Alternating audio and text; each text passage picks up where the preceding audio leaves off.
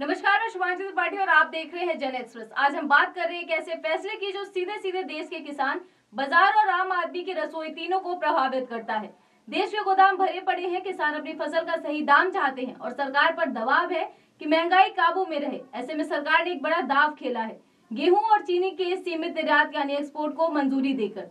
लेकिन सवाल ये है कि कितना अनाज बाहर जाएगा, इससे किसानों को कितना फायदा होगा और क्या आम आदमी की थाली महंगी हो जाएगी। आइए पूरी खबर को विस्तार से समझते हैं। किसानों की नई फसल आने वाली है, बाजार में सप्लाई ज्यादा है, लेकिन किसान को सही दाम चाहिए और दूसरी तरफ सरकार को ये भी देखना है कि आम आदमी की रोटी महंगी ना हो जाए। ऐसे में सरकार क्या करेगी, यही वो बड़ा सवाल था और अब इसका जवाब आ चुका है। सबसे पहले जानते हैं कि सरकार का फैसला क्या है। सरकार ने तय किया है कि देश से 25 लाख मीट्रिक टन गेहूं और 5 लाख मीट्रिक टन गेहूं उत्पाद निर्यात किए जा सकेंगे। सरकार के इस फैसले के पीछे सबसे बड़ा कारण है गेहूं के भरे हुए गोदाम। साथ ही चालू शुगर सीजन 2025-26 में 5 लाख मीट्रिक टन अतिरिक्त चीनी एक्सपोर्ट की भी मंजूरी दी गई है। मतलब साफ है कि पूरी तरह खुला एक्सपोर्ट नहीं, लेकिन कंट्रोल के साथ राहत। इस समय बाजार में गेहूं की उपलब्धता काफी अच्छी है। निजी व्यापारियों के पास करीब 75 लाख मीट्रिक टन स्टॉक है, जो पिछले साल से लगभग 32 लाख मीट्रिक टन ज्यादा है। दूसरी तरफ सरकारी गोदाम भी खाली नहीं है। अनुमान है कि अप्रैल 2026 तक केंद्रीय पूल में लगभग 142 लाख मीट्रिक टन गेहूं मौजूद रहेगा। यह आंकड़ा बताता है कि निर्यात की अनुमति देने से देश की खाद्य सुरक्षा पर कमी नहीं आएगी, यानी देश के पास फिलहाल कमी का संकट नहीं है। अब बात करते हैं कि इसमें किसानों को फायदा कैसे मिलेगा। आप जानते हैं कि जब बाजार में माल ज्यादा होता है तो कीमतें गिरती हैं तो सबसे बड़ा नुकसान किसान को होता है। अगर कुछ हिस्सा विदेश भेज दिया जाए तो देश में सप्लाई थोड़ी कम होगी, मांग और दाम में संतुलन बनेगा, किसानों को बेहतर रेट मिलने की उम्मीद बढ़ेगी। यही इस फैसले का असली मकसद बताया जा रहा है। अब जानते हैं चीनी के बारे में।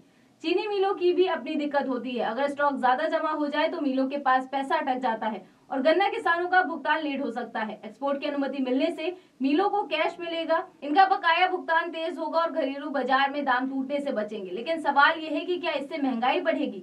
यह सबसे बड़ा सवाल है जो आम आदमी के मन में है और पूछ रहा है। सरकार का कहना है कि उपलब्धता पर्याप्त है, यानी जो मात्रा बाहर भेजी जा रही है उससे देश के राशन या बाजार की सप्लाई पर बड़ा असर नहीं पड़ेगा। मतलब फिलहाल राहत का बैलेंस बनाने की कोशिश की जाएगी। हालांकि आगे की स्थिति कई बातों पर निर्भर करेगी। नई फसल का उत्पादन कैसा रहता है, मंडियों में कीमतों का रुझान क्या रहता है और अंतर्राष्ट्रीय बाजार में मांग कैसी रहती है। अगर इन कारकों में बड़ा बदलाव आता है तो सरकार अपनी नीति में बदलाव भी कर सकती है।